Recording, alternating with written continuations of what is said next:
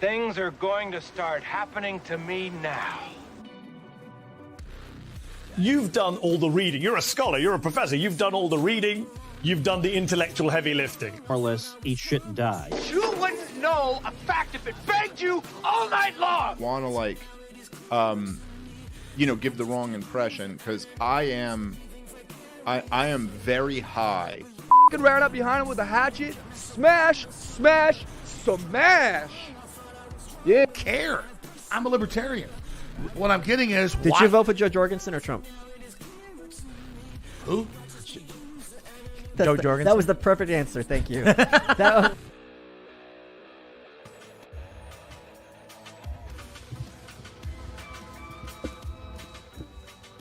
Welcome, everybody, to the Libertarian Podcast Review. It's a Friday night. Are we drinking? I'm drinking. Oh, yeah, we got some Hooters. Hooters in the background. It's a titty night because we got Toad, we got Jim. But first, we're going to talk about some Fox & Sons coffee. That's what I drink when I'm looking to lactate and go all over the ladies.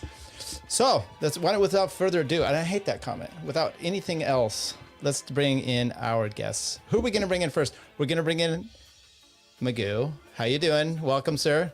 What's up, Tyler? How you doing? How's everything treating you? Pretty good. Can't complain. Okay, good. End of a good week. All right, Cheers. well, let's cheers to you as well. And over on stage 8, we've got Toad. And look at the We Are Ace in the background. Yeah. How you doing, buddy? All I can see is my cancerous mole on my shoulder on that background there. Right. We're all ace. What I'm saying is that I am a pedophile who lives in Maine and doesn't understand anything about libertarianism beyond autistic theory. Okay, I'm cutting that out, and that's going to go on my new open. All right. Welcome, everybody. I'm glad you... Toad, what are you drinking, first of all? I know you're off the sauce, except for the titties, milking them, and then you're the sommelier for that. Right. Tell us about that. This is coffee. It is not Fox & Sons because Fox & Sons, they dropped us as a sponsor. They dropped Tower Gang. So we had to replace them with Nadeau razors, which are my razor of choice when I want to attempt suicide. But I'm no longer drinking Fox & Sons coffee. I'm drinking, I don't know what this is, some other shit. Why did they drop you? Yeah. Because Steve seems very, he hasn't dropped me. I have no idea. I'm messing around. I like Steve. Oh. I think he's a good guy. I like his coffee as well. No, I think it was just that the money was just not coming in. I don't know. It was just not the right audience, I guess. Maybe we didn't go vulgar enough on the. Or you didn't advertise. So foxandson.com. I drink their coffee. We did. Constantly. Okay, so go to the Fox and Son, use promo code REVIEW. You'll get 25 or 15% off, $25 or more. I order a lot. We're going to actually do a contest, and Steve is going to be shipping bags out to people. Okay, so nice. Magoo. Yeah. Okay. Do you have an idea for a contest? I don't have one, so I'm trying to figure one out. In order to win the a bag of coffee. I mean, that's man. Exactly. Maybe by the end of the episode we'll have something formulated.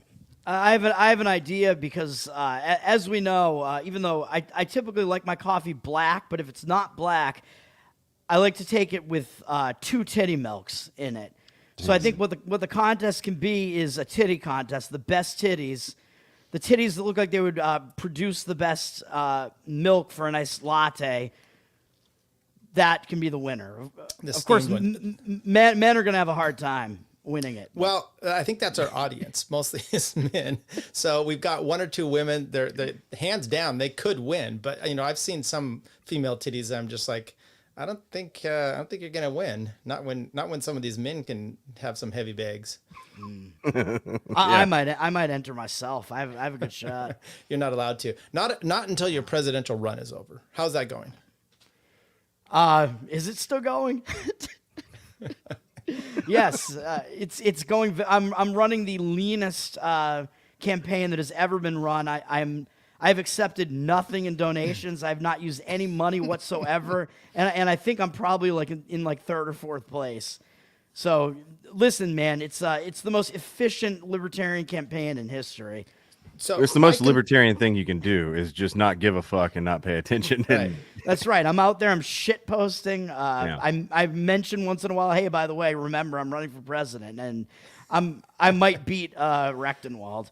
I doubt your mom would even vote for you. The scariest thing I would have if I was running is actually accepting money and then trying to have to figure it out at some point, so I didn't like run afoul of the election laws. Oh yeah, the FEC. If you want to file, I have the software. They install. You have to install software in your machine if you want to do electronic filing of the quarterly like finance reports or whatever. And then the software it literally does not work. Some like I was just gonna file it with a 0 and just be like, hey, fuck you, like. Wow. You're not required to unless you were over like 5,000 or whatever. It didn't even work, so I was just like, fuck it.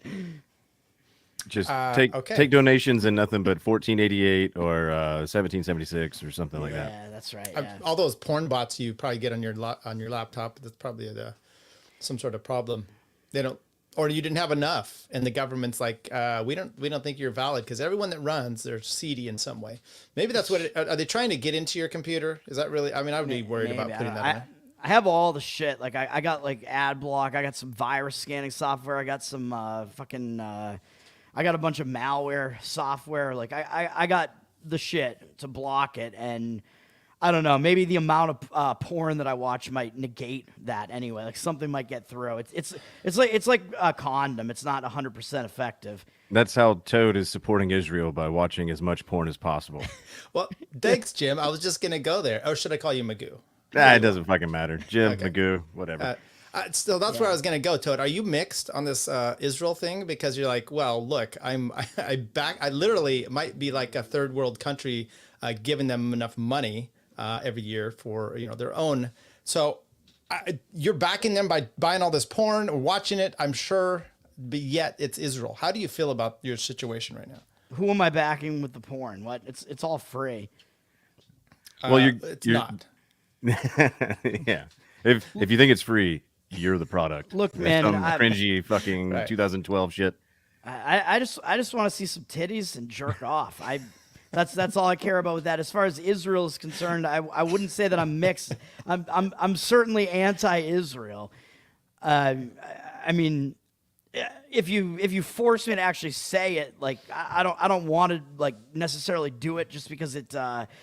I think it's carrying water for like the U.S. military regime, but I will tell you that yes, I think there are like Islamic terrorists on the side of Hamas and whatever. That's not false. That is true. But sure, Israel is certainly the worst aggressor. It's Israel combined with like the U.S. military. I am very much opposed to that. So it may give the appearance that I am on the side of Palestine, which I pretty much am, but I'm mostly anti the worst regime that's out there, and a lot of total faggots are getting this thing completely wrong. If you switch over to Timcast right now, you'll see one of them. Oh shit! Scott Horton is totally wrong on this now. So, and I'm gonna fist fight him and then steal his skateboard. Or Justin said to call you Jim Goo, but I'm gonna call you Magim. Ooh, that works. All right. I go by much worse. Okay. And how are you on this Israel-Palestine issue? So up until about 45 minutes ago, I would have echoed everything Toad said because that's how I was feeling the whole time. And then actually, I had this thought, and then Owen Benjamin on Tower Gang this week really crystallized how I truly feel. And that is like, no, I'm actually very pro-Israel, like so pro-Israel that it's like, no. You must have your ethno-state. So like I think we should start rounding up all of the Jews that aren't in Israel and make sure they get there, and then we border wall the fuck out of it, and then get like remote control rockets and everything they have pointing at Gaza, have that pointing at Israel to keep those bastards where, like, keep them put. I want to know where they're all at, and if they're all in that one area and we just keep them there, then peace will settle throughout the land. This is interesting. That's a good point that Israel's actual creation, Israel was actually created by rounding up the Jews. We just let too many out. So a few things.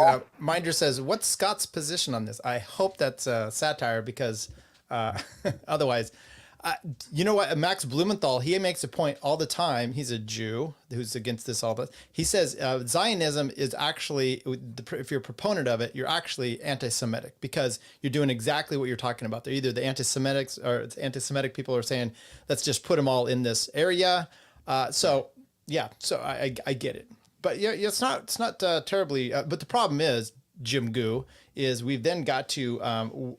They're not just satisfied with doing that. We're more interested. U.S. is more interested in bombing the shit out of everyone around them just for shits and giggles. So it's a problem for us. Or do what must be done and bomb the Palestinians into being past tense. But like you can't have both. It's just not going to work. Like one's got to go, and either all the Jews go to Israel or no Jews go to Israel. That's kind of where I'm at. All right. Yeah. Scott, I assume, is basically 100% right on this issue. I don't know 100% of what his take is on it, but I have to assume that he's correct. Yeah, he's Scott Horton. He's saying his normal stuff. To some people, when you first hear him, it does sound a little bit rough because at least that was me.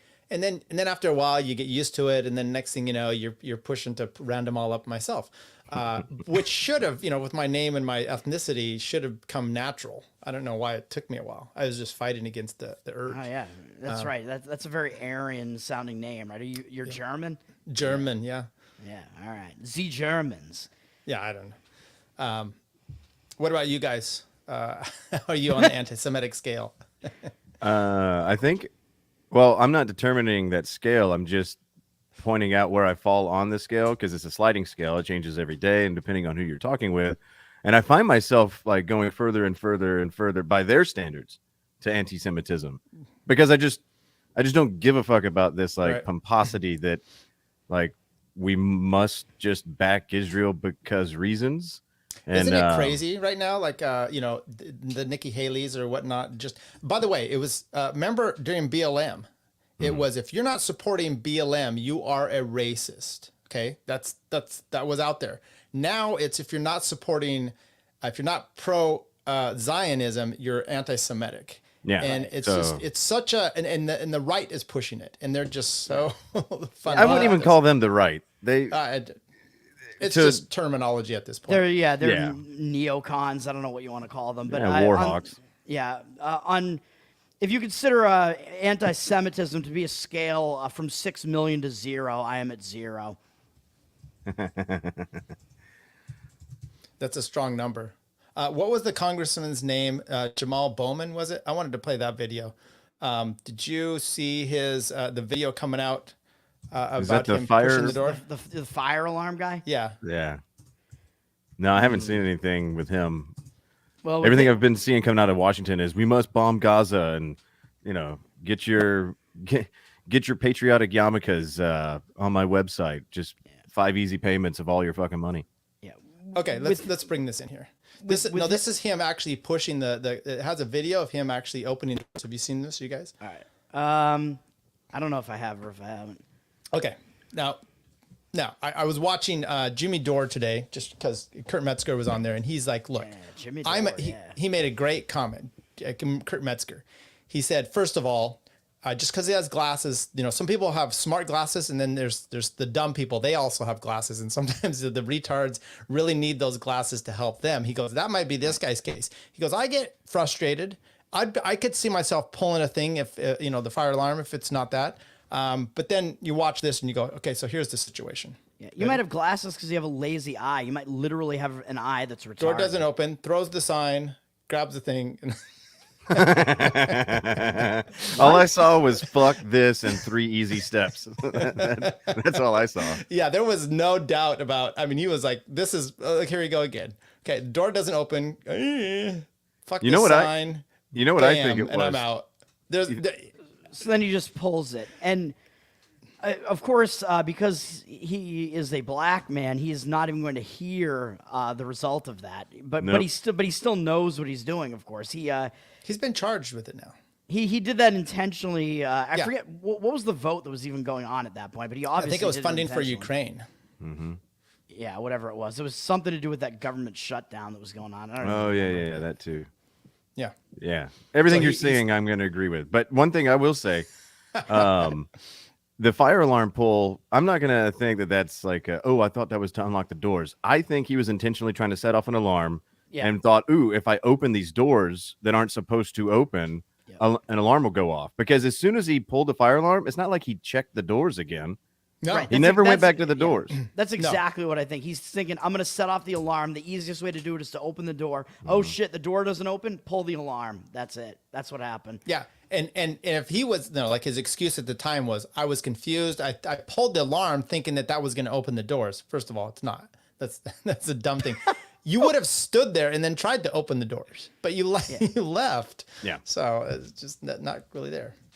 Yeah. Okay. Justin just always can't putting out the facts. He says his office literally put out a statement that he did it deliberately to delay the vote, and within an hour that got completely scrubbed. Yeah, good job. Yeah, exactly. Well, there it is. Fantastic. So he's been charged. Has there been any further developments, or is they just gonna, is it criminal, or is he just being suspended by the Congress or whatever? I don't know. I mean, that's, you can argue that's in a way doing similar things to the J6ers, right? I mean, I don't know. A false fire alarm is a criminal act. Yeah, and it's in a federal building. I mean, it's. Right. I may speak from experience. Yeah, back in my college days. Yeah, I tweeted out that he committed an insurrection. That was one of my tweets. But of course, what is the letter of the law doesn't even matter. It's what gets enforced is what matters, and who it gets enforced against matters as well. And in this case, he is like one of them. He's a member of the regime, so he's not going to face any consequences for this. Right. So it's always interesting to see what the GOP in this sense will do. Are they going to kind of bend to their constituents who would probably want to see him nailed to the wood, just like taken to the woodshed and taken to task for this? Or are they going to say, look, at some point we're going to need a favor. And what if I need to get this dead hooker out the side door? And I pull an alarm. I don't want to be in trouble either. So yeah, we need a better pathway for safe passage out of this bitch, and we can't sink. Well, that's why the war started in Israel, is to take the eyes off of this guy. That's you think that's you why think we're it here. was this guy? Yeah. Yeah, they needed something to distract away. Like this was too red pilling a moment. Well, what you said about the dead hooker is making me laugh, at least internally, because the Massachusetts State House used to have a big entrance on the side of it on Bowdoin Street. I think that was called the General Hooker entrance.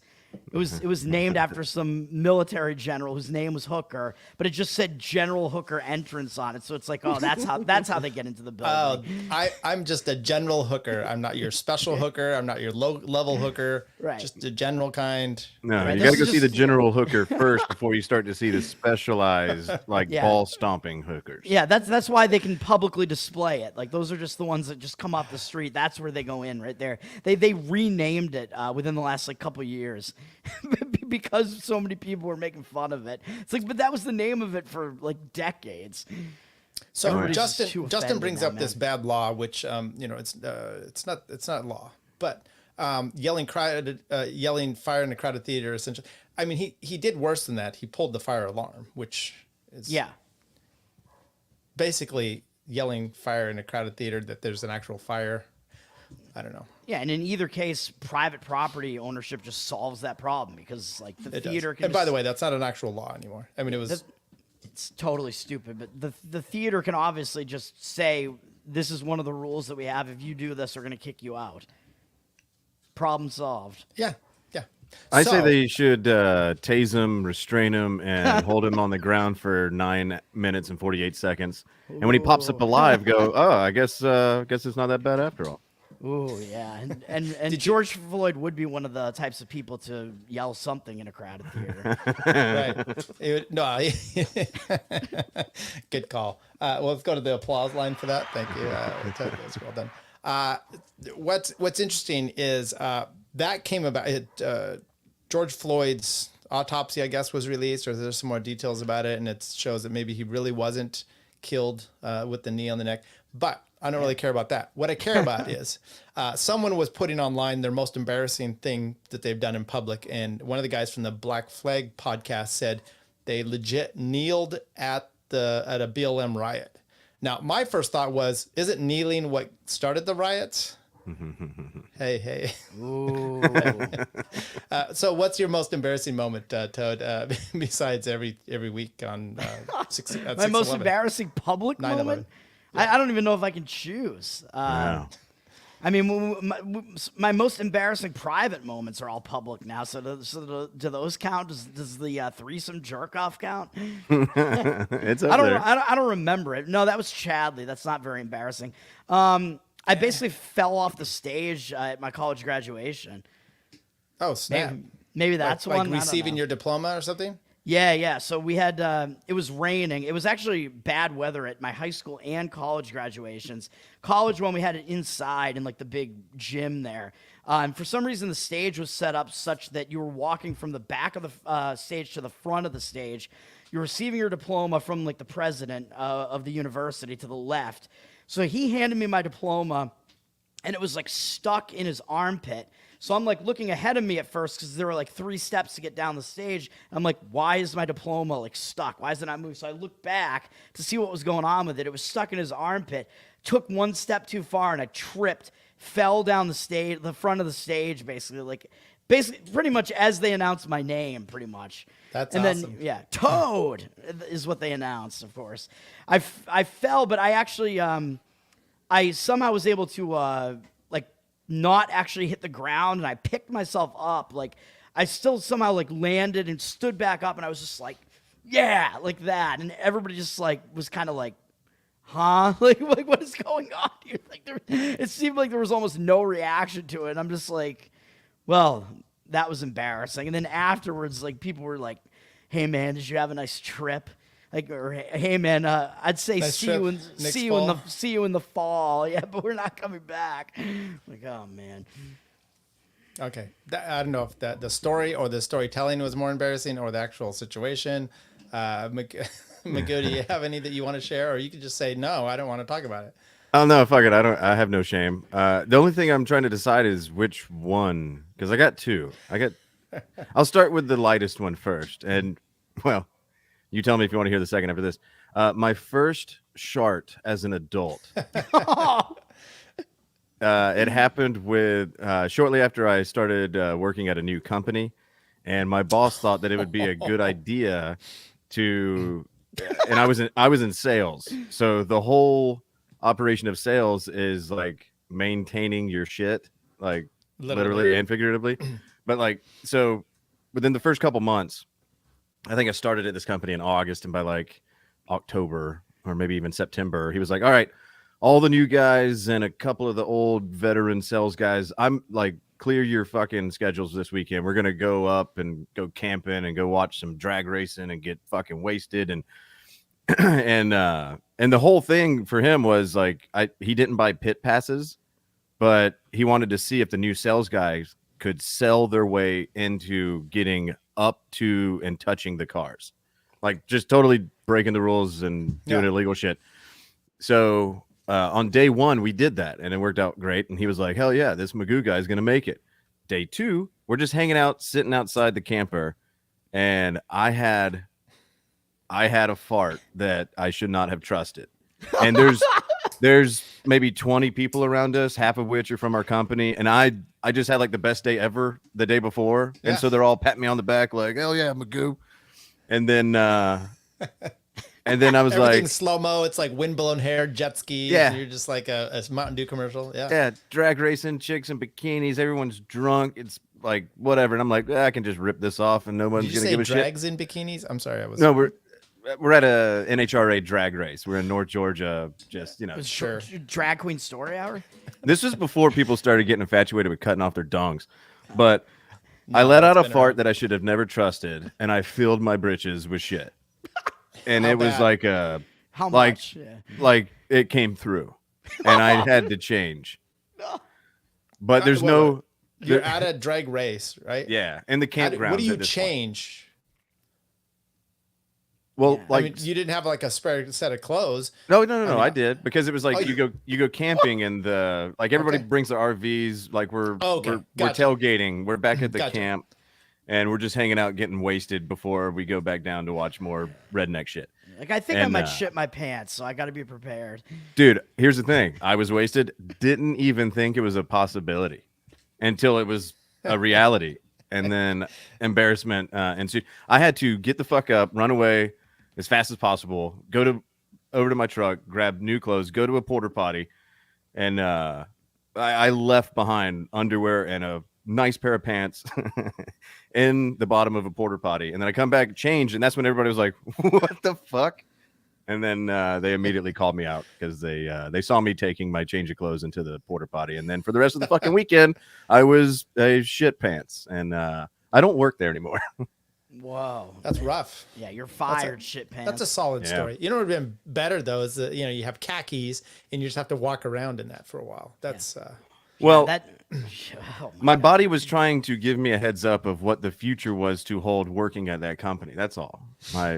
My inner gut was trying to tell me something, you know? you peaked on day one. Yeah. Dude, that could have been me at Reno.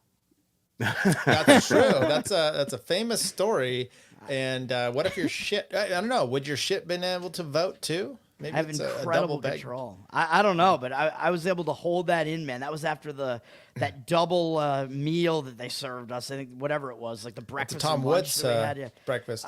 I don't know if it was that day. It might have been like the Scott Horton one, or Scott Horton was the lunch that day, maybe whatever it was. There was something in some of that food that was just, it was just off, or maybe it was Scott Horton talking about war too much that was hurting way- my digestive system. But yeah, that was. I can't believe I held it in, man. I was literally about to like diarrhea on the convention floor, and I'm in the middle of like my table, and you know how narrow all those walkways were. I knew that I wasn't going to be able to get out anyway. I'm like, I gotta hold this in, and it was during that most important vote that was the one to like change the rules so that the assholes wouldn't be able to delay the process indefinitely. So I was like, I have to vote on this, and it won by like one vote, and that was me, my butthole. My favorite is that how you think that you were like, like I was there and it's like, I'm fighting Drago and I'm Rocky and getting punched. I'm in the 18th round and getting hit. I was so brave, honey. I was so brave. I fought off the criminals or the guy breaking in. I'm a hero. You're fighting off a bowel movement. I'm a By the way, total if you guys hero. wanted to see more of that, let me see if I can find the episode because we did an episode. Here's of that one. Here's your contest, Tyler. Whoever submits the most embarrassing story wins there you go. the Fox and Sons coffee. There you Because go. nothing That's- makes you shit yourself like Fox and Sons coffee. There's the tie-in. All right, I like it. I like it a Or if lot. you have some, you can maybe rub a little bit. I don't know. I like that a lot. Keep a coffee filter in your backside when you're out in nature. It really will come in handy. That's that is horrible, gross. Justin. Holy shit. Episode 46. Way to go go, back Justin. and listen. It's me talking to Reed and Toad at Reno, and that whole story is recounted there in quite detail. It seemed like nobody liked it either. And I think I recounted it on the Tower Gang once. Everybody was like, "Please never tell this again." You I think- told it on Lions of Liberty. You told Oh it yeah, on on Brian my McWilliams. show. Yeah, right. I was on Brian McWilliams' show right after it happened as Right. well. So yeah, with Clint and Reed again, I think, if I remember correctly. That was a fun time, man. Yeah, Reno was pretty good. It was pretty Yeah. good. I think I'm just impervious to embarrassment, to be honest, because like I'm going through my mind. I'm like, what like story do I have that is even considered to be like an embarrassing public moment? I don't know. I just like think that everything's kind of funny. I just go back and like laugh about it. I don't know. The one where I got kicked out of the bar might be more embarrassing. I got a couple of those too. What? I got a Yeah. couple of those too. Yeah, I got another banger if you want it. I guess as far as Let's have it. embarrassment. Let's Okay, do it. Ready? Start with some applause and anyway. this also involves alcohol and work functions. Shocker. Yeah, you're gonna start to see a linear track when it comes to me and stories. I've had some of those too. But every year, companies like to have their annual retreat where they get all the managers together to Yep. rally around and jerk each other off about how good our year was. Even if it was a bad year, it's like we can make numbers do whatever the fuck we want. Cash bar though. And so this was like 4 going on 5 years ago now. I had just drove back in town from Nashville I was fucking exhausted, hadn't eaten all day. And part of the retreat was they're going to take us out on I think it was Margaritaville party boat going around the lake near the resort we were at. And there was no food on it. And so I get on this boat and I'm just like, I'm fucking starving. They're like, whatever, dude, here's a beer. Long story short, I'm drinking all day, no food, empty stomach at a work function. And there was one chick that worked with us. She no longer works there because she hooked up with half the company. And that started to disrupt things at home for some people. Including you. Well, so I was hanging out with her at the bar doing the embarrassing shots. Story. Finish. Yeah, going shot for shot with her. And then allegedly... I was making out with her outside on the pool deck. Allegedly. But I thought I was being sneaky because we were off in the corner. But what I didn't realize is that this hotel had floor-to-ceiling windows. So we were up against the window, and the entire company is just like, would somebody go get him and tell, like, stop that. Knock that the fuck off. Like, Jesus fucking Christ. That's not the embarrassing part. No, that's the awesome part. That's the opposite of embarrassing. That's just the setup to, well, so they tried to boner, and they all saw that. I was drunk and rock hard, and they tried to separate me, and I wasn't fucking having it. Long story short, it takes 3 guys to get me back up into my room, and there's a guy that suck you off. Well, that would have been way better, but no. One of the guys I had worked with for like 15 years, and me and him have some bad history, bad blood. And I just didn't want to hear anything from this guy. And so he's heavy-handed. He like gets me, he's roughhousing with me, trying to like keep me in my room. And I was just like, dude, fuck off. Long story short, we get in a fight. I get him in a headlock and I'm just choking him out. And then another one of my managers comes up and just starts punching me in the face, breaks my nose, knocks me out. And I just fall on the floor in a pool of blood. Ooh. Don't wait, it gets better. And then when I finally this is still not really embarrassing yet. I mean, the losing the fight part of it, I guess, is. But well, when it's 3-on-1, and his boss was a female. That's the embarrassing part. This so is when all badass so far. When I come to, I don't know where I am because when you get knocked the fuck out, your brain gets reset. Yeah. So I think I'm being kidnapped in this hotel room because I'm bleeding everywhere, and I just got my ass kicked, and I can't see anything. My eyes are constantly watering. I just see 3 grown men standing at the doorway telling me to stay put, and I was like, fuck that. So I went out and jumped off the balcony, and it was the 2nd story balcony, and I land face first right back in front of those floor to ceiling windows where the rest of the company was still at the bar, and they watched this whole thing go down, and I knocked myself out again. Wow. Long story short, the ambulance had to come, and I spent the night in the hospital. How bad? Oh. that sounds like some of the. How bad were you hurt? I mean, like that sounds like you face plant off something. That's how you can die. Oh yeah, and luckily it was in the grass, and it was right next to some landscape boulders. Okay. And I didn't look. I just jumped. Because you were, hey, I'm kidnapped. I need to get away from my captors. I've seen people do this all the time on TV. Sure. Yeah. Okay. And then, but the entire company saw the whole thing go down as far as me going, and then half the company thought that the guys in my hotel room threw me off the balcony. So they wanted to go up there and kill them.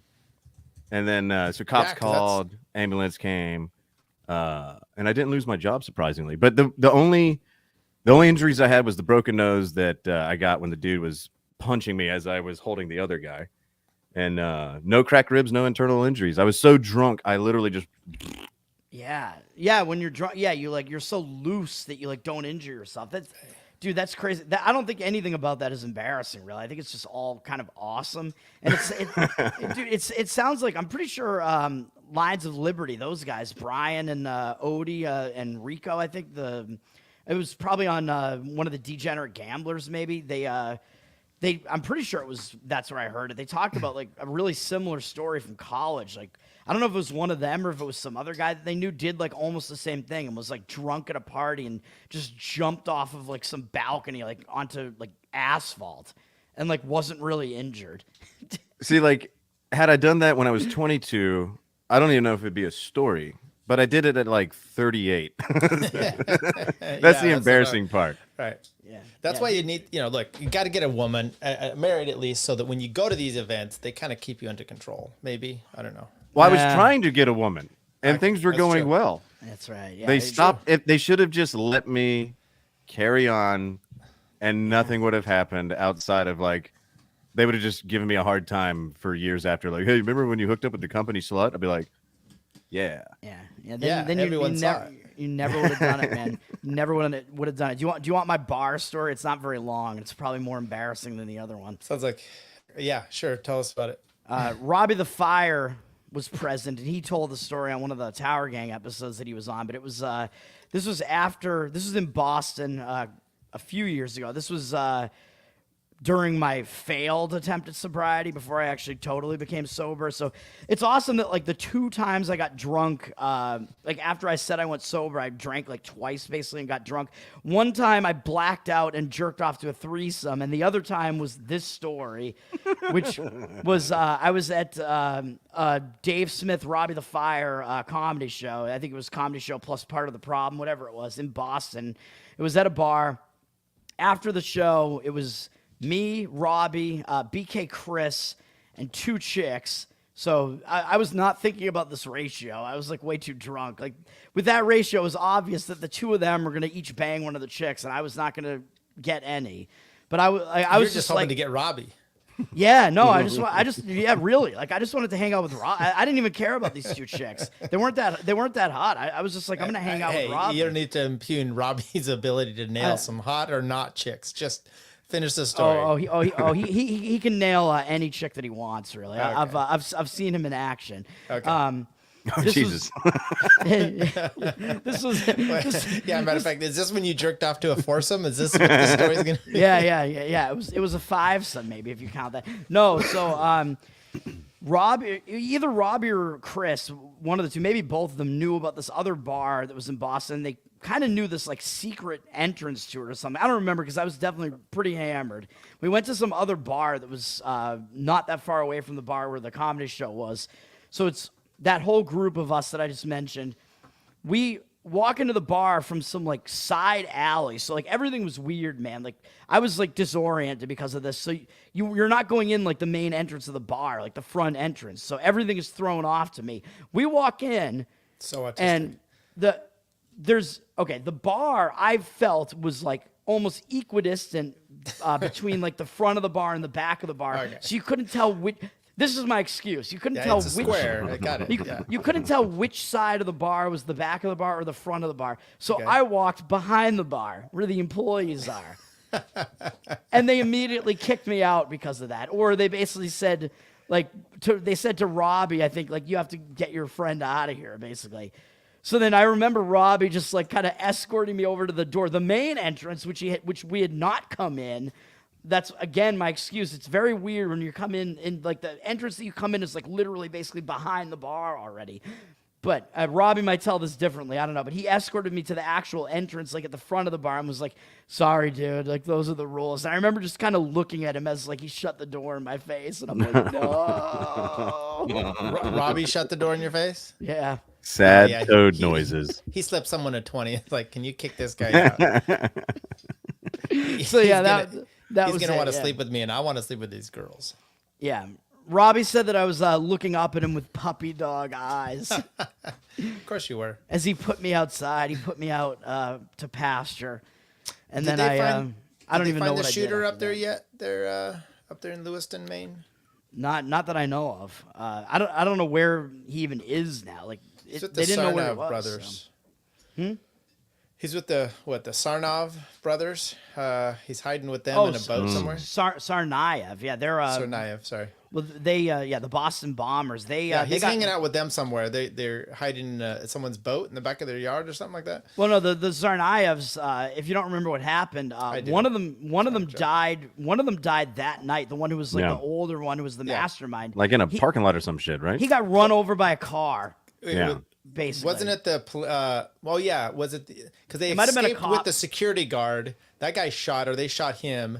and then they escaped. And I think Yeah, the they car might have shot did one run other guy. Yeah, but I forget exactly what the storyline was there, but or the chronology of it. I don't even remember. But I forget what the guy's name was. The older one of the Tsarnaevs. He died that night, getting hit by a car, and then the younger one. Dzhokhar Tsarnaev or whatever, he's the one that the manhunt was for, even though he was like this like kid, basically this like pipsqueak.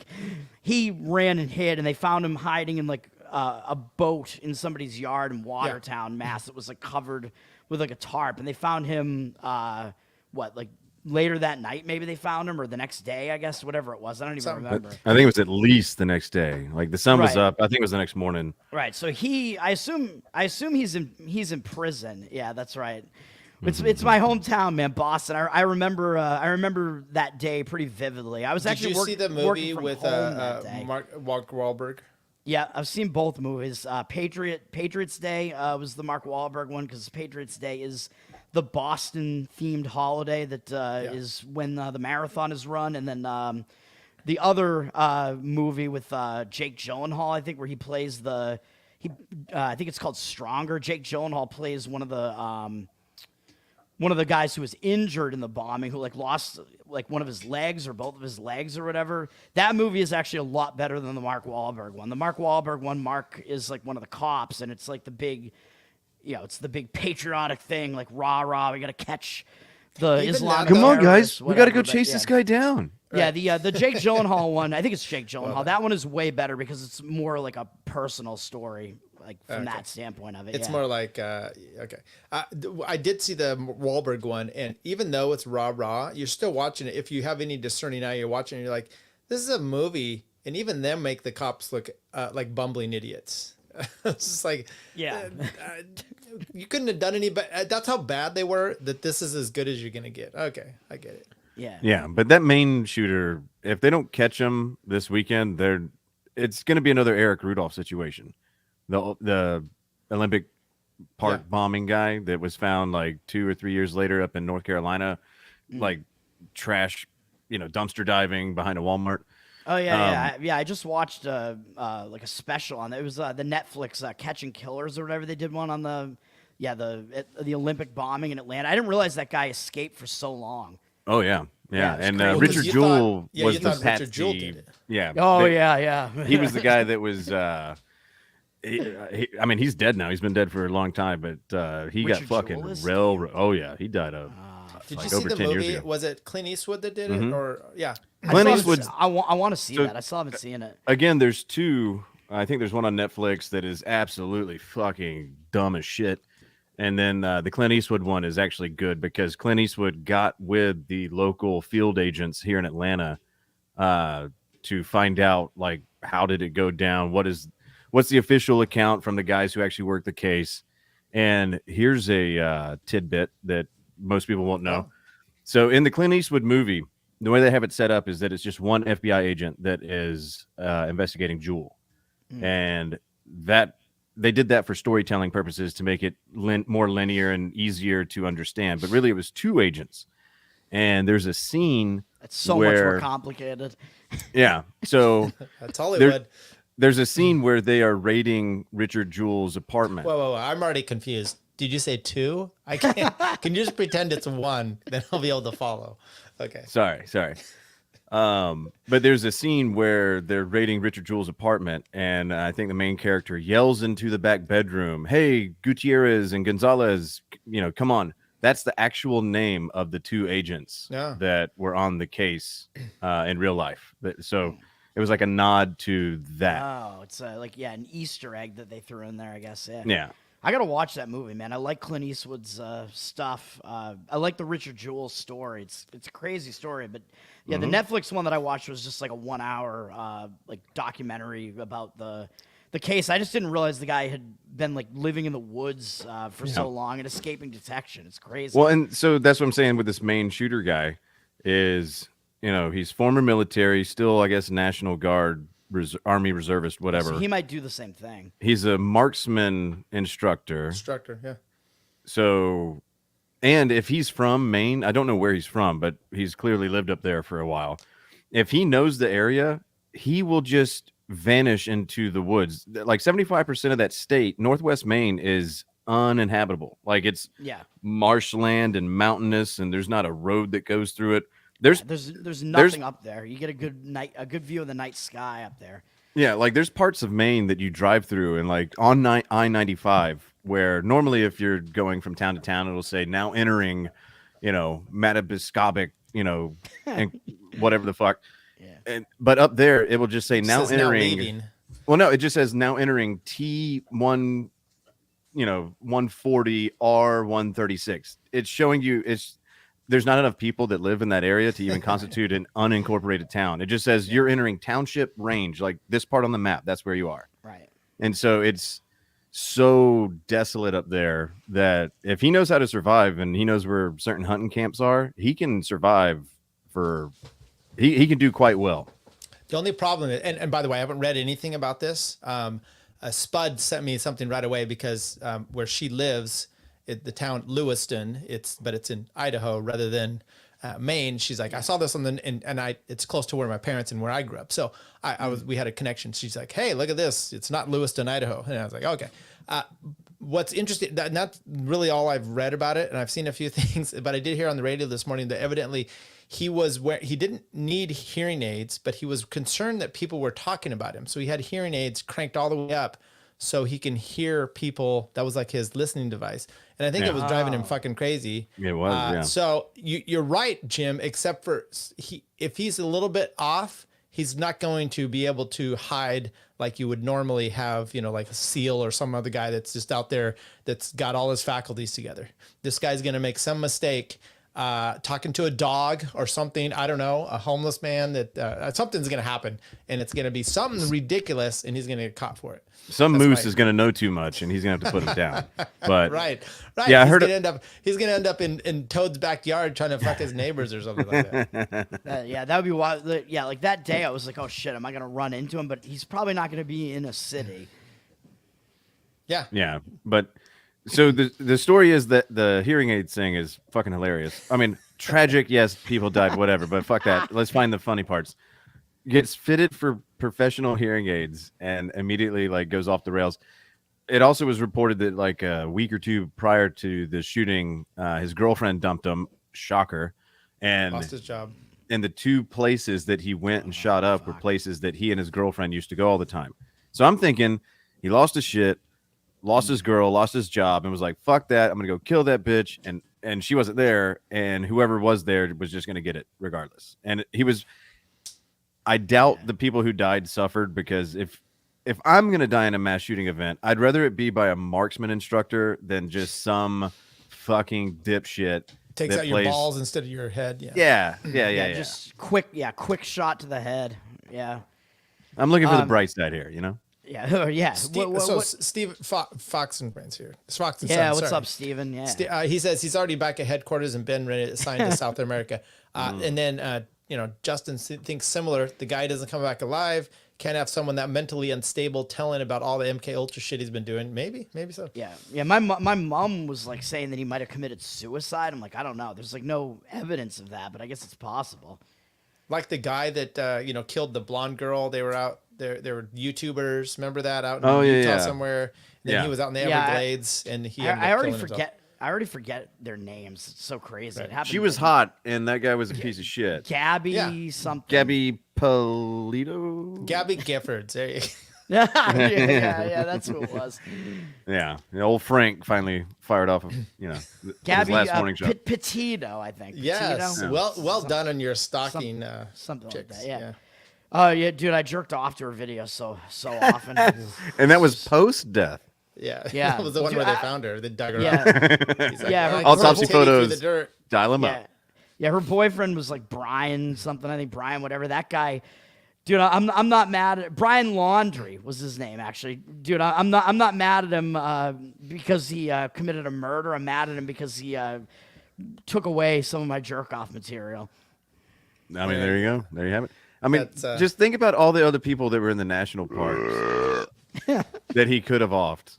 Yeah, he could have gotten a couple of 250-pound lesbos out there trying to find the meaning of whatever. Yeah, but the problem, Jim, and it's like, I don't know if you've seen my expose with Pete Quinones talking about the Leo Frank murder, or the murder of Mary Fagan down in Atlanta in 1913. That's really what he did. He got upset and he knocked this chick around. Then she hit her head. Well, now you got to kill her. So now you're going to strangle her. And that's I think what this guy did. He got pissed off at her. Something happened. She wanted to love someone else, or she didn't want to love him the way he wanted to be loved. And then she had to eat her mouth. I think it was just like a domestic thing. Like, yeah, he was just pissed at her. That's what I think. They were living in like an RV, man. Tensions escalate. You're in that small area together. That's what I think. They're on body cam like a week before it went down because of a domestic disturbance.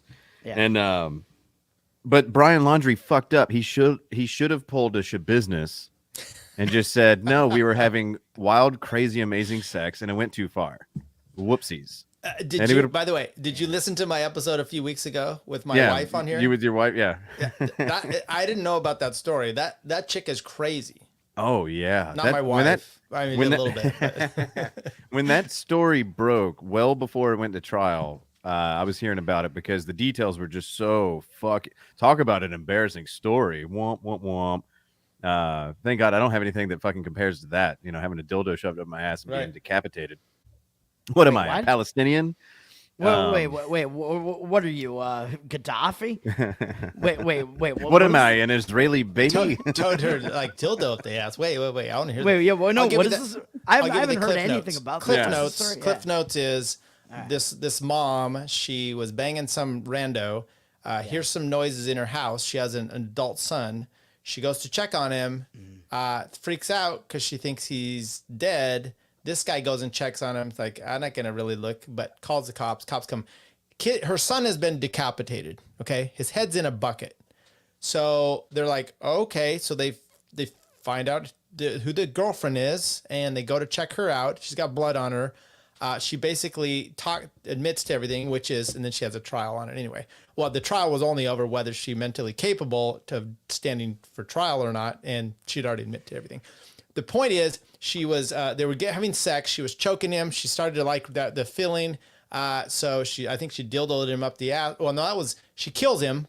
And then she continues to assault him sexually, all kinds of ways, then cuts his body up, tries to burn it, has a Instapot type of thing. She's trying, a pressure, a slow cooker. That's what it is. She's trying to do it. Dude, it was an accident. What are you talking about? So her dad testifies in court, and she's even does this to like one of the. Who is this woman? What? Her name is Shabusiness. Taylor Shabusiness. Oh, that's really her name? Oh, she legally changed it to Shabusiness. Her government last name. She was not born Shabusiness. Oh, now I'm just. When you said Shabusiness, I just thought you were talking about Jews. By the way, I titled the show "Shabusiness Up Front, Shaparty in the Back." Mm-hmm.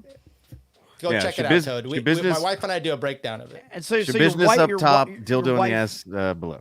Yeah, so your wife knew about this because she's a white woman. Yeah, crime shows all over the place. Yeah. I watch a lot of those, but I've never heard of this case. Okay. Oh my God! Well, Jim watches a lot of the legal stuff on YouTube, so he knows about this. And he likes the woman that's a little provocative. I think the problem is, she reminds me of all of my exes.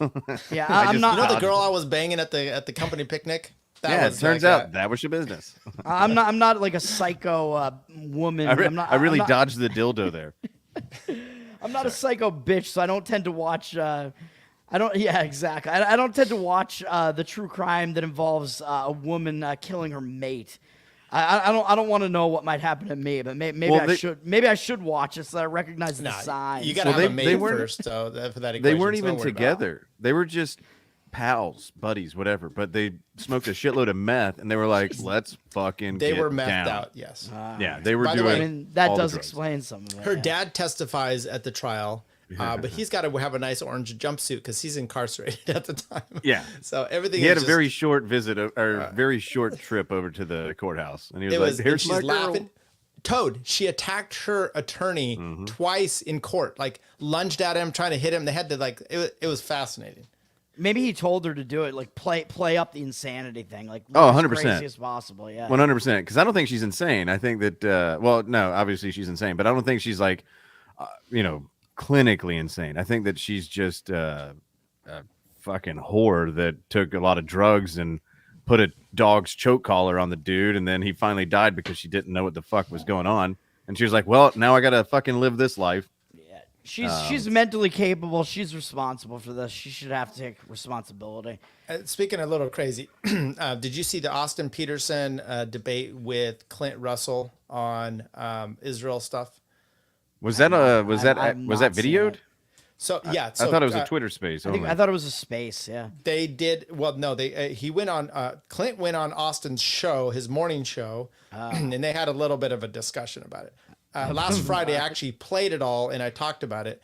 One of the things that you're just talking about, murder and stuff. One of the things Austin Peterson is trying to justify here, and at the time, and it's so stupid that Clint doesn't even catch it, which is he's talking about collateral damage basically to the Palestinians, right? Yeah. And Austin Peterson justifies it by like, look, you're calling it murder, but there's things called manslaughter. Manslaughter isn't murder. It's manslaughter. So it's like, and I'm like, manslaughter is still illegal. It's not a justified killing of a human being. It's lesser than intentionally, but it's still negligent, wanton destruction of a reckless behavior that you kill someone. So it was the dumbest thing I've ever heard. And he kept talking about it like it's collateral damage happens. Okay. And it's okay to happen because it's manslaughter. If Austin Peterson was not a dumbass and a smart man, he would say it's justified homicide. Ooh. Like self-defense. That's a defense. Is it justified? I mean, but I'm sorry, manslaughter is not a justified killing. No. That's the whole point. But homicide can be. No, but like if Austin Peterson the defense to it would be justified. Yeah, if Austin Correct. Peterson was a man of his convictions, he wouldn't be trying to minimize it. He would just be like, yeah, I'm pro-murder. Like I would have more respect for him if that was his take, if that was his line of thinking. My wife's lineage demands that if I want pussy, I gotta make this argument. That's really what he's saying in way too many words. It's like, look, my wife is a Jew. I used to be a libertarian, and now we got to bomb Gaza. Like you connect the dots. I mean, yeah, my wife wicked is stuff Israeli. her pussy will do. Oh, I'm not. Anybody know the loins of the Middle East? I don't know. No, I stay out of that Fertile Crescent. You know. Yeah. I'm not totally sure, but I would argue and.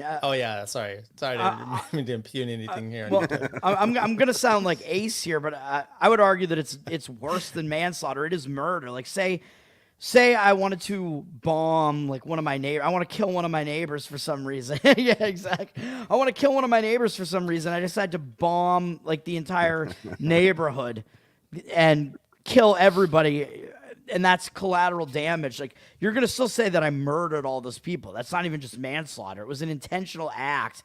Well, yeah. I dropped a bomb on this entire area. Like I did that intentionally. I pretty much knew I was gonna kill these other people. That's murder. Right. I mean, you've got to look to even give him some semblance of justification. You've got to say, look, they were sending a bomb at these people, but these other people got hit. Sorry, but it's still, yeah. Okay. It's manslaughter. Once again, manslaughter is not justified killing. Also, right. Yeah. Yeah. He should just say, look, I just don't give a fuck. Like, yeah, exactly. Innocent people are going to die. It's called war. Like, stop being a bitch. If he said that, then I would be like, oh, good on you. Like I said earlier, it's like, look, you either got to kill them all or you got to figure something else out. But this, like, they kill 1,000 of us and we kill like 10,000 of them. It's gay. It's the gayest fucking thing that I can think of happening in the Middle East. And I decided, look, I had never really jumped into this because I was more on the right side of this all my life. And so I just never wanted to jump into this, figure out why everyone is doing this.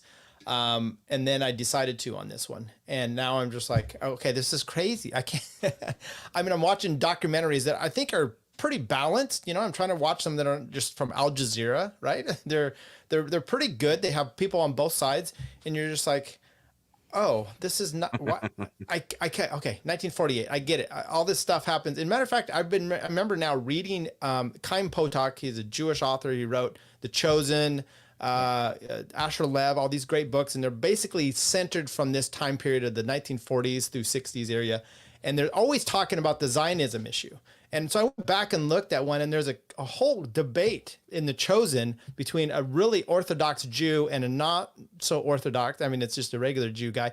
And the Orthodox guy is the dollar store off, Jew. Right. The Orthodox rabbi is upset. He won't even talk to the other family because Zionism is, he says, we're not allowed to go back to the promised land until we've been, excommunicated in a sense. We can't go back. You're trying to put yourself into the position of coming to the prophecies that are supposed to happen by dictating themselves when God is supposed to do it. So my point is, at the time, there was a lot of division with this. Now we just act like, oh, it's ordained and here we are. It's crazy.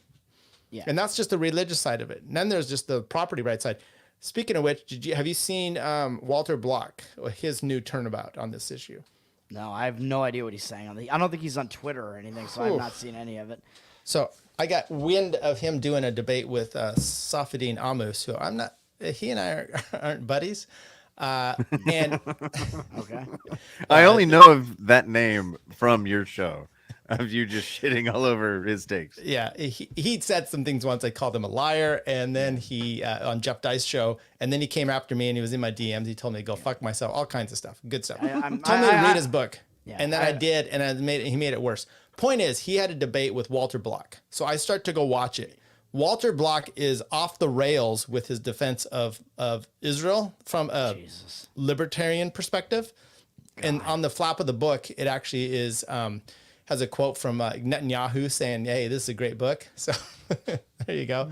But Safedin is he's so insufferable that I had to stop because I'm just like, I'm agreeing with you and you're just such a prick. I want to watch and I want to agree with you, but you're such a dick, even to Walter Block here, who I disagree with at this point. So it was interesting. Yeah, I call him Netanyahu's soft like anus, by the way.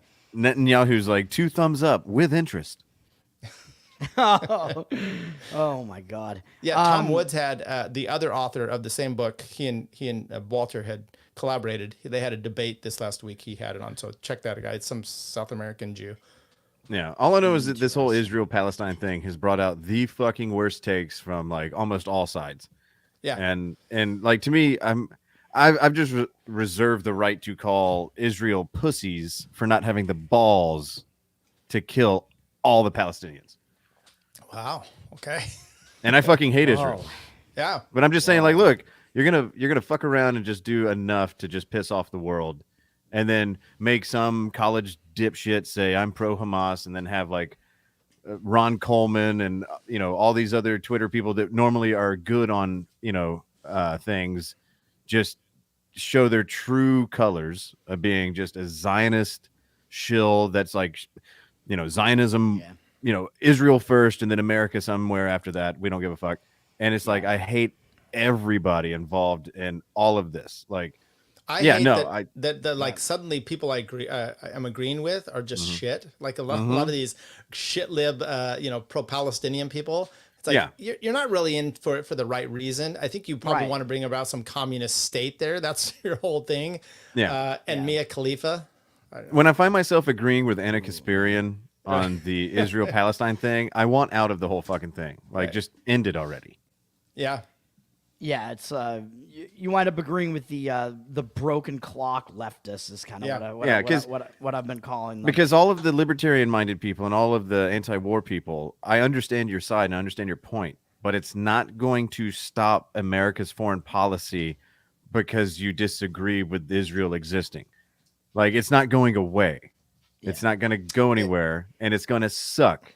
It's always going to suck, and we're going to be their bitch, and our foreign policy is going to run through Tel Aviv or Jerusalem or whatever we've determined is their capital now, and it's fucking gay, and all that shit should stop, but it's not gonna. So you point out the fucking war hawks when they start talking this pro-Israel shit, and then you push Israel to say, I don't think you got what it takes. I just don't think I don't think you want the Palestinians dead enough. The Ron Coleman's and the Shapiro's, you start to look at him, and I'm like, is there? Like, I even commented on Shapiro's thing today. I'm like, is U.S. policy at all in your wheelhouse anymore, or is that facade completely gone? I mean, Israel could come out and say, we need to have abortions on demand right now to stop this situation in Gaza, and Shapiro would be like, he's probably right. We got to do it. You know what, people? Yeah. My little hat says yes. As a matter of fact, I turn it upside down. It says abortions on demand on the inside, and he's going to put it on there. Fuck all I know is if we're going to go into World War III, the possible outcome of there not being in Israel, like, I'm kind of okay with that. It sounds tempting. If we're going into World War III either way, then the removal of Israel as far as being a fucking physical place, I don't know. I guess you have my attention. Yeah. So Toad, I want to show. Let me see if I can see this here. Let's add this in here. This is an album I have. It's all called Toad Left, and it's simply all the screenshots of all, and I can't even keep up of all the times you've left our group chat. And so, and now who's more psycho, me or you, for leaving all the time? Why are you leaving the group chat? What's up with you? And when are you coming back? I can't come back. I blocked Andy. Well, unblock him and come back. That's all it is. What kind of pussy are you? Let's resolve this thing. Why? Look, it's Andy. You know what you're getting with Andy. Just mute him. Yeah, horrible takes on the Ukraine situation. I do know that. What is Andy's take on Ukraine? Here's Andy's take on Ukraine. Daniel McAdams wore a pro-communist shirt. It was a Russian Federation shirt, and I still claim that he was doing it to troll people. No, because he took all Andy put under his picture was like, wait, this is a something like calling him out, and then he deleted it. So I think he's pro-Russian. Just be okay with that, but you don't have to side with them. McAdams is very good on foreign policy. He was for I know he's not now a fan of RFK, but some of his initial takes are just as bad as RFK's initial takes, such as we should support RFK. There were things that I certainly liked about RFK, and he's looking less and less appealing for sure. If you looked into his background at all, you would have said that. I liked that I wanted him in the Democratic race, and I wanted that, and I liked that because I thought he was pushing the Overton window in a pretty major way, really, getting people to talk about things that they definitely would not have been talking about otherwise. Like, you had a Democrat who was completely opposed to the vaccine regime and talking about all of that. He was basically just outright saying that the CIA assassinated JFK and RFK. So I liked those aspects of it. I just want RFK to steal votes from whoever's running on the Democrat ticket so that we can get some more fucking mean tweets. That's all I want. Yeah. I'm with that. Yeah. He said pro-Chavez stuff. I mean, my point with him is his initial takes are just horrible. And he's not, I don't think he's a real force to be reckoned with. But then again, you have all kinds of people running for president, such as Toad. Toad, who is your vice president, and why is it a woman? Dude, I'm staunchly anti-war. I'm way more anti-war than Andy. I oppose the U.S. regime. I oppose the CIA. The U.S. War machine, the U.S. global empire is the worst aggressor and largest aggressor in the history of humanity. So I oppose them first and foremost, and I don't bother to really talk about, this other dictator or whatever. Putin is bad. Yeah, no shit he is. But he's not as bad as what's going on with the U.S., the U.S. War machine. So that's why I don't care to even mention it, because that is just carrying water for like the CIA and just throwing their talking points out there. So fuck that. My VP, unless she's not even doing it anymore, is Brandy Creatrix from the Mises Caucus, whatever the hell, dude. I need my campaign to have the most sex appeal possible. So I'm like, you already have the sexiest presidential candidate, so we need an extremely sexy VP candidate. You want in her pants. Here's your joke, Jacob Winograd or whatever, the Biblical Anarchy show. Daniel He's trying to Winograd. That's a I don't even know. major insult. And here's why. He's trying so hard to get on Tim Pool. Every time Cassandra says something, what about his show? He chimes in and he's trying to get. That's what you are to try to get into Brandy's pants or whoever it is. Oh, totally. I talk to all the ladies, okay. But Brandy and I have a lot of fights. I was on her. I don't know if it's a show or whatever the hell she was doing on Discord. She's a woman. She doesn't know what she's doing. But Toad, you should have a wet T-shirt contest to decide your VP candidate. And it's time to bring Miss Yoga Pants back into the fray. I haven't heard anything of. Yoga Pants. She is Israel and but Palestine. She's a mid-6, and we give her attention. We never should be giving this bitch attention. And it's same with Israel and Palestine. We should just need to stop paying attention to these people. Yeah, block Israel. Right. And that's why Twitter's better than real life. Yeah, I started the Block Kalina campaign, man. Like I think I was part of her downfall because I think nobody's paying attention to her anymore. But I think Meredith's just admitted to masturbating. Okay. She has me blocked, so I don't know. That's kind of hot, actually. Maybe I'll unblock. I thought that Flickin' Beans was anti-Mexican. Is that dude? Yeah. Did I get that right? Meredith can join the that VP contest that I'm holding now. You just said your VP was horrible and she's not smart. No, I said Kalina's horrible. Oh, you said that about Brandy too. You said she's not. I don't know. I said she's a woman and she's retarded and she didn't know what she was doing on Discord. She and I had a debate or a discussion. About a lot of different things. I don't know if she posted that anywhere, but you might be able to go find that. I was getting real heated, man, about Trump and about some of the other. So takes, wait, I would have to listen to a podcast where a woman talks. Yeah. I think I'm okay. And I think she had me on video and she didn't go on video, so you just get to see me and not her. Doesn't that make it so appealing? This would be better. Ace for Toad's VP. That is what we should do. Yes. You want me to unblock that motherfucker?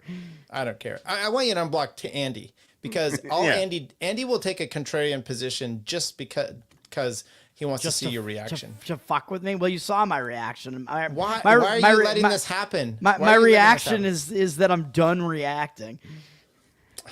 Okay. We miss you. That's all I'm saying. I miss you there and there. And I'm glad Andy's in there. And that's gay. That's fine. That's perfectly fine. I'm sure I can come up with some cringe takes. Drop me in that group chat. I'll take those. How are you not in there? I don't fucking know. Who's in charge of invites? I don't know, man. Some people don't take kindly to new people that get added in a lot of cases. You have to show dong. That's true. You do. Oh, they cool with 8 inches and fully sunburnt? Or you can do that. That would be fine. Yeah. Sunburnt. I'll have to Google that because that ain't me, but I'll find something. Right. Well, it doesn't have to be your own. It's just show dong. All right. I did the guy from was it 16 Candles, Long Duck Dong. Yeah. Oh yeah. The character's name is Dong. Yeah. No more yanking my wanky. Donger need food. I'll just have Meredith send me all the shit that is probably in her DMs, and I'll just send that through. Well, I have not sent her mine. All right, so there won't be any repeats then. Yeah, that's right. Yeah. Okay, I'm about done here. This is what I do on a Friday night. Anything you guys want to say before we go out? Any exciting? I was gonna play some clips. I had a bunch of stuff in mind, and then it just we played Bowman. Then that's about it. All I had. Yeah. So anything else for either one of you, gentlemen? No. Wow. That's why I bring you on. I have a podcast that's in hiatus that might not ever come back. It's called Ignore the Rant. You can go listen to 9-month-old takes on shit that doesn't matter anymore.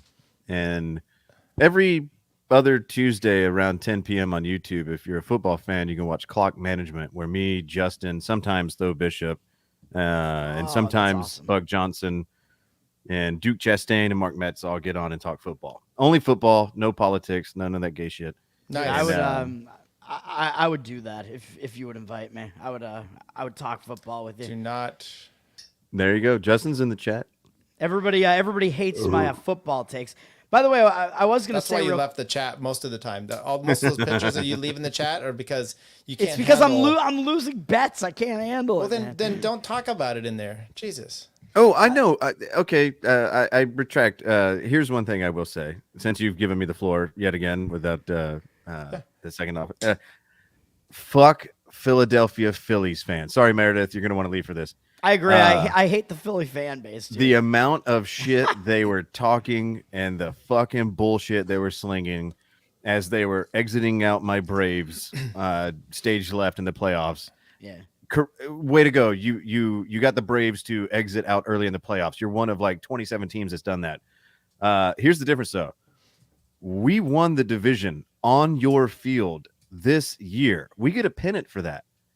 You guys didn't even make the World Series. There's not a trophy for it. There's not a ring for it. There's not a pennant for it.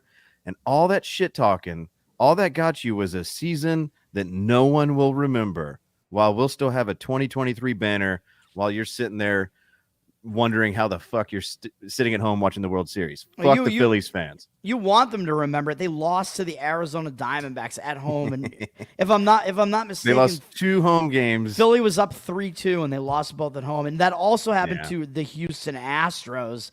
Don't mention that to Poppy. I'm not. We're not really talking that much. Just but I won't mention it to her. I promise. Scout's honor.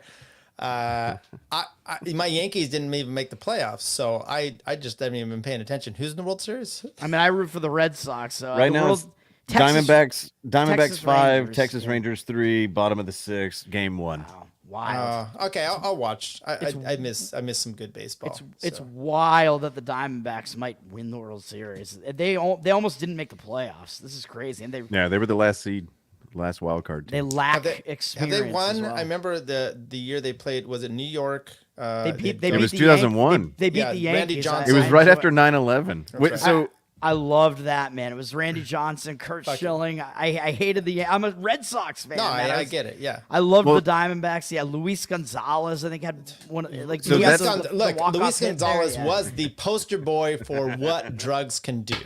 Hey, I'm an average 2 home run a year hitter. Suddenly I pop off 30, something like that. Wasn't it? But that World Series. No, that was Brady Anderson was the one that did that. Him really, too. But Luis Gonzalez was bad. But Anyway, that World Series, that 2001 World Series, is what I use every time any fucking halfwit tells me, "Oh, well, all sports are rigged. It's just bread and circuses, man." Well, first of all, I'll take it, because imagine how much shittier it would be if we didn't have bread and circuses. Like, we would look around being like, they don't even have the decency to keep us entertained. What fucking dipshits. The 2001 World Series, it was right after 9/11. Yankees make it, and what more of a perfect time would there have been for New York, the America's team out of New York, to win the World Series? And the fact that they fucking didn't is what I use every time anybody tries to tell me, why are you even paying attention? It's all rigged. It's all bullshit. It's all scripted. It's like, that's such a fucking like defeatist mentality to think that everything's preordained. And by the way, you can't have some of these things scripted, which, certain home runs in certain situations that are just ridiculous. And, the comeback type of thing. You can't script all of that. It's too difficult. Like, even someone was saying that the other night, and I'm watching football, and I'm just like, I don't know. It would have to be all these guys on the field that he's going to miss this tackle. Now, the refs can play a large part of that. Sacramento Kings fans seem to think was Aaron Rodgers Aaron Rodgers having a shitty Achilles in the script? Are certain people's bones breaking? Is that? Oh, that's on page 57, paragraph B. Like, no, but you can sort of like generally like rig things for like a particular team, though. Oh, sure. Yeah. But to that's say why that I only like watch cycling. But to say it's all like a fucking Broadway show, I hate that take. I agree with you. Although Owen brought up some pretty hilarious points on Tower Game this week about what does he call it again? His version of football. I can't remember the name of it. I forget. Yeah, a grabbler football, I think is what it's called. And he was talking about in football specifically, you had like the Patriots won in 2001. You had like the NBA and NFL champions both had like the blue and yellow. That's Ukraine numerology flag sports colors and- edition. That's just that's after the fact, looking back and finding things to connect. And you could do that with any team in any scenario if you're looking for there to be a bigger meaning behind something that is truly meaningless. That's the in my opinion. 3 celebrities died, and you're like, yeah, but there were. I mean, what's your year worth? I mean, the celebrities are always dying, and they die in 3s, and then sometimes they pick a random celebrity. It's not really a celebrity anymore. Is Webster dead? I need to. Somebody check on that little guy. Some guy. So last thing I'll say, my wife said, hey, look, she listens to these weightlifter guys, Sal DiCristofano, I think that's his name, Sal someone. He's a libertarian. He's got a huge podcast called Mind Pump, and they were talking about. I'm trying to remember the guy's name. He's a soccer player. It's a whole Messi? Netflix, huh? Messi? No, a Netflix show about this soccer player. Oh my God, he's the most famous one from the England. David Beckham. David Beckham. Yeah, it's called Beckham. Yeah. Jesus. And I'm like, the white Messi. I don't want to watch this. He was a whatever guy, and I watch it, and I'm like, the guy was legit the shit. I did not realize how good he actually was. And for the most part, a good guy. I mean, like he marries a hottie, and they pretty much stay together. And they married one of the Sporty Spice or Posh Spice. Posh yeah, Spice, the hottest one. She was the hottest one. Hottest one. And they were super young, and they were just madly in love, and they're still together, and they're still fun. And so I'm like, I don't know, kind of a good story. And whether it's scripted or not, he was. And I hate soccer. It's more gay than cycling. Okay, and Yeah, I'm that fat loser in the gymnasium that's screaming, to nobody. It's still real. It's still real to me. Damn it. Yes, I know. And someone said Kyle had him on. Yeah, I know. I reached out to Sal myself because I've texted back. I'm not messaged back and forth because we go to a restaurant within walking distance that's his uncle's. And he talks about it. And I'm like, hey, come on my show. He's like, I'd love to. Just send your info to my podcast people. And they came back and they must have checked my show out first. Like, I don't think so.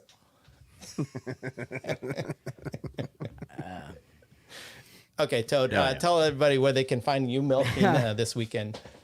Me milking. That's what I'm going to be doing at the Jethro Tull concert tomorrow. Hopefully I meet up with Tom Woods again there. Maybe he's going to all the Boston progressive rock shows. That would be awesome if I run into him a second time at that venue. I'm Tower Gang Toad on Twitter. You can find all of my shit posts there unless I've blocked you. I am one of the hosts of the Tower Gang podcast, the most offensive podcast on the planet. You can find us. We live stream on YouTube, Odyssey, Rumble. We leave the episodes up everywhere except YouTube. We're on Spotify. We have a Locals if you want to support us there. TowerGang.locals.com. I also run a sports betting podcast called Better Off Dead, and I'm doing it in a completely sleep-deprived, horrible state on Wednesday nights usually. Got a bunch of football plays up if you're interested in that for tomorrow and Sunday.